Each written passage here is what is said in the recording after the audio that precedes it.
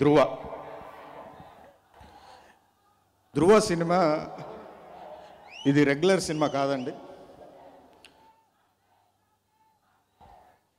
ఇది కొత్తగా ఉంటుంది.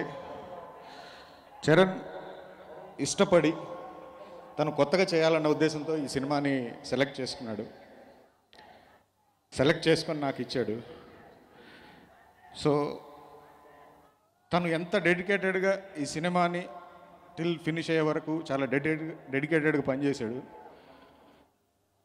డే 1 ఇది ఇచ్చిన రోజు దగ్గర నుంచి ఈ సినిమా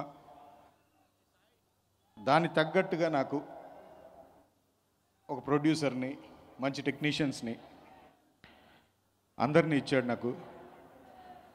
అది కనుక ఆ రోజు అలా ఈ ప్రొడ్యూసర్స్ కానీ టెక్నీషియన్స్ కానీ ఇలా వచ్చి నాకు ఇచ్చి ఉండకపోతే సినిమా ఇలా వచ్చేది కాదు. చరణ్ గారి గురించి ఒకటే చెప్పాలంటే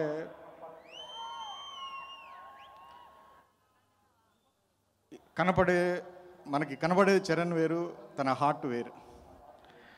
సో ఇందులో చాలా మీనింగ్ ఉంది.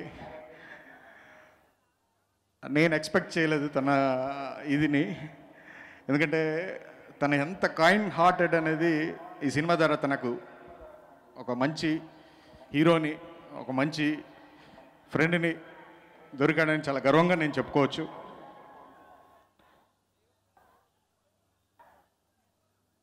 అలాగే ఈ సినిమాని main PS Vinod and production designer ఆజీవన్